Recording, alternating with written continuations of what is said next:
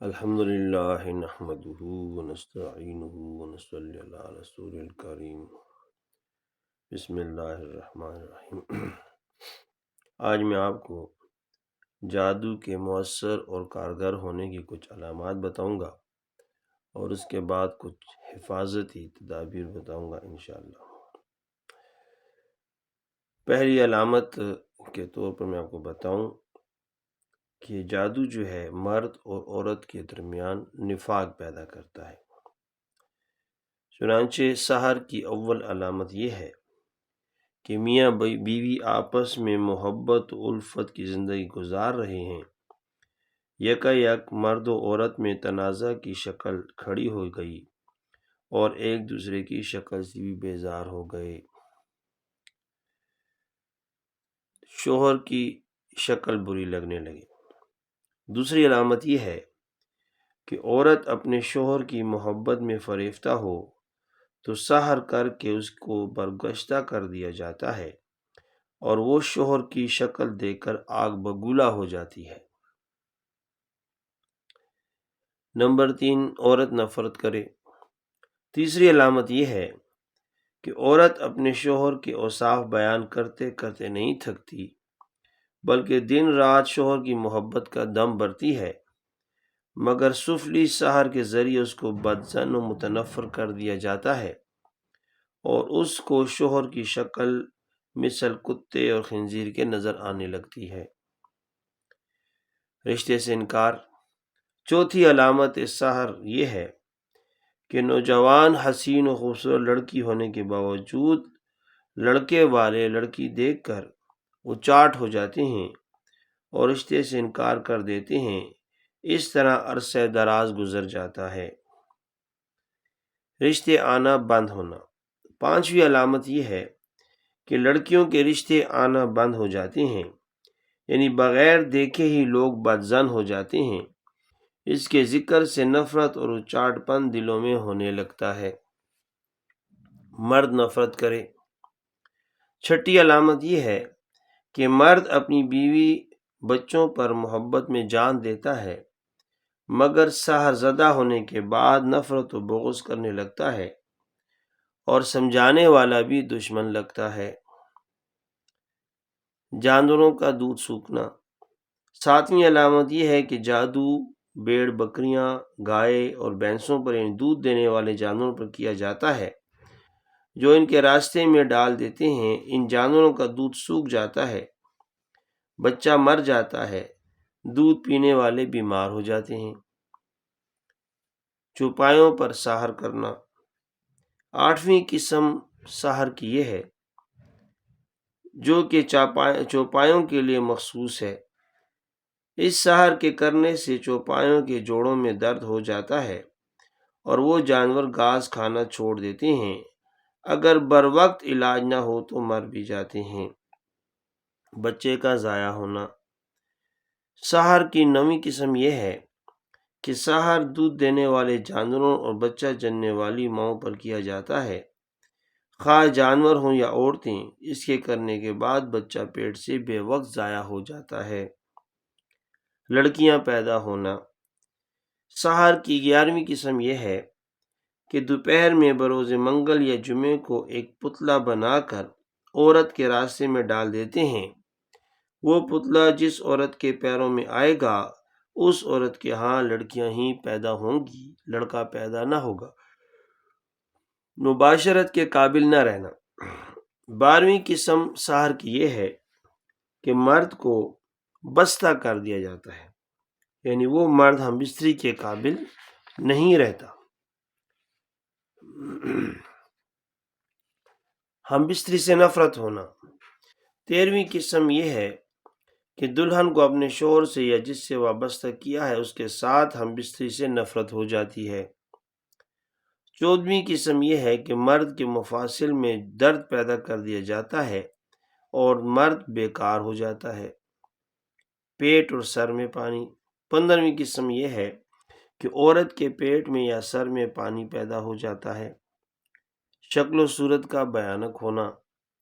15ویں قسم سحر کی یہ ہے کہ سحر زدہ ہونے کے بعد عورت رنگ بدلنے لگتی ہے اور تھوڑی دیر کے بعد تبدیل رونما ہوتی ہے اور شکل و صورت بھیانک ہو جاتی ہے۔ بانجھ پن۔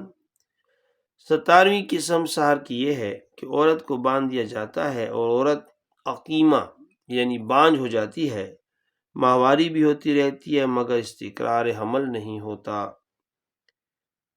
مویشی مر جائیں۔ 18ویں قسم سحر کی یہ ہے کہ سحر کے ذریعے کسی شخص کا روزگار باندھ دیا جاتا ہے اور سحر زدہ کا مال و اسباب تلف ہو جاتا ہے، مویشی مر جاتے ہیں اور آئے دن نقصان کا سامنا رہتا ہے۔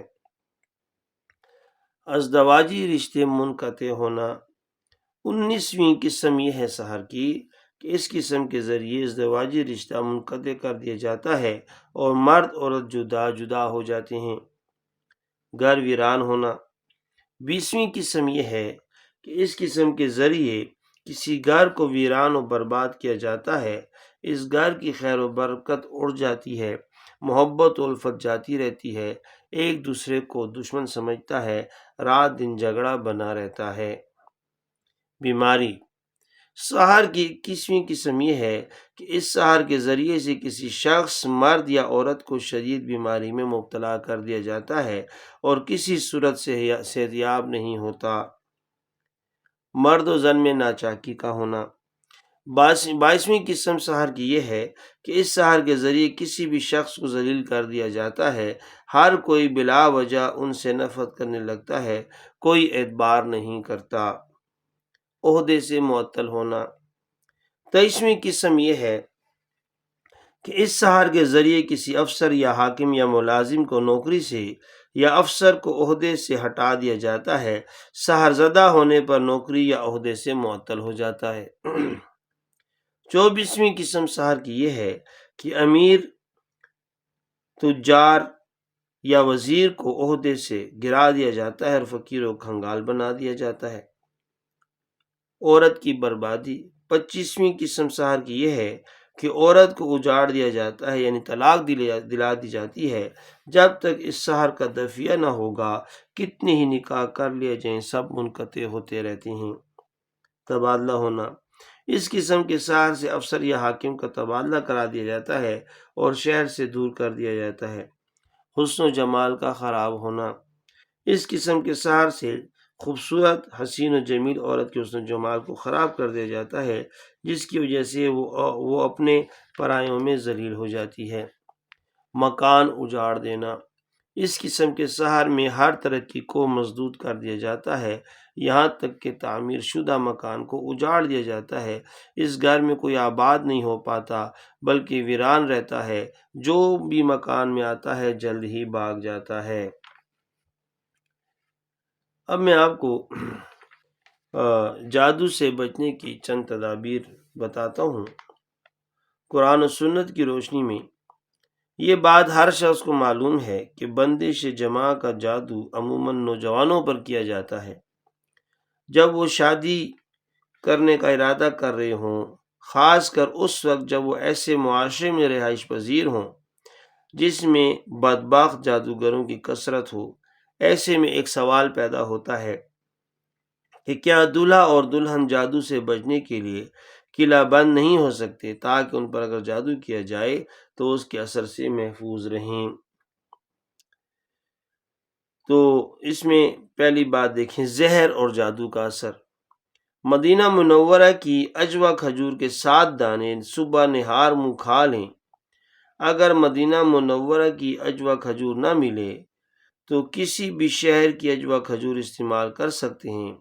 حدیث نبوی صلی اللہ علیہ وسلم میں آتا ہے، جو شخص اجوا کھجور کے 7 دانے صبح کے وقت کھا لیتا ہے اسے زہر اور جادو کی وجہ سے کوئی نقصان نہیں پہنچے گا۔ بازو مسلمان پر جادو اثر نہیں کرتا۔ دوسری احتیاطی تدبیر وضو ہے، کیونکہ باوضو مسلمان پر جادو اثر نہیں کرتا اور وہ فرشتوں کی حفاظت میں رات گزارتا ہے۔ ایک فرشتہ اس کے ساتھ رہتا ہے اور وہ جب کروٹ بدلتا ہے فرشتہ اس کے حق میں دعا کرتے ہوئے کہتا ہے، اے اللہ اپنے اس بندے کو معاف کر دے کیونکہ اس نے طہارت کی حالت میں رات گزاری۔ با جماعت نماز کی پابندی۔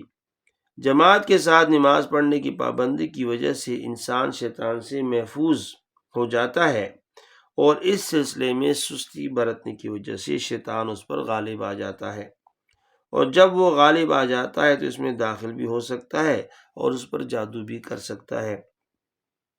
رسول اکرم صلی اللہ علیہ وآلہ وسلم کا فرمان ہے، کسی بستی میں جب 3 آدمی موجود ہوں اور وہ باجماعت نماز ادا نہ کریں تو شیطان ان پر غالب آ جاتا ہے، بس تم جماعت کے ساتھ رہو، کیونکہ بھیڑیا اسی بکری کو شکار کرتا ہے جو ریوڑ سے الگ ہو جاتی ہے۔ قیام لیل کی پابندی۔ جو شخص جادو کے اثر سے بچنے کے لیے قلعہ بند ہونا چاہتا ہے اسے قیام لیل ضرور کرنا چاہیے، کیونکہ اس میں کوتاہی کر کے انسان خود بخود اپنے اوپر شیطان کو مسلط کر لیتا ہے۔ اس کے مسلط ہونے کی صورت میں اس کے لیے جادو کا راستہ ہموار ہو جاتا ہے۔ حضرت عبداللہ ابن مسعود رضی اللہ عنہ فرماتے ہیں کہ رسول اکرم صلی اللہ علیہ وسلم کے پاس ایک ایسے شخص کا ذکر کیا گیا جو صبح ہونے تک سویا رہتا ہے اور قیام لیل کے لیے بیدار نہیں ہوتا، تو آپ صلی اللہ علیہ وسلم نے فرمایا اس کے کانوں میں شیطان پیشاب کر جاتا ہے۔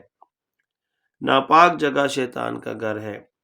ناپاک جگہ پر شیطان کا گھر اور ٹھکانہ ہوتا ہے، اس لیے اس میں کسی مسلمان کی موجودگی کو شیطان غنیمت تصور کرتے ہیں۔ مجھے خود ایک شیطان جن نے بتایا کہ وہ ایک شخص میں داخل ہونے میں کامیاب ہو گیا تھا جب اس نے بیت الخلاء میں جاتے ہوئے دخول بیت الخلاء کی دعا نہیں پڑھی تھی۔ ایک اور جن نے بتایا تھا کہ اللہ تعالیٰ نے تمہیں ایک طاقتور اسلحہ عطا کیا ہے جس کے ذریعے تم ہمارا خاتمہ کر سکتے ہو۔ میں نے کہا وہ کیا ہے؟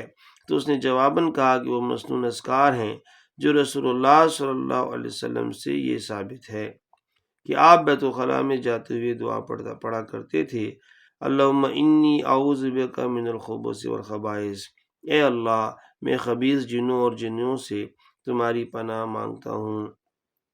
یہ آخری 2 باتیں جو ہیں کہ مجھے شیطان نے بتایا، اس نے مجھے نہیں بتایا، یہ مصنف جو ہیں وہ فرما رہے ہیں جن کی کتاب سے میں آپ کو پڑھ کر یہ بتا رہا ہوں، تو یہ ان کو بتایا گیا ہے۔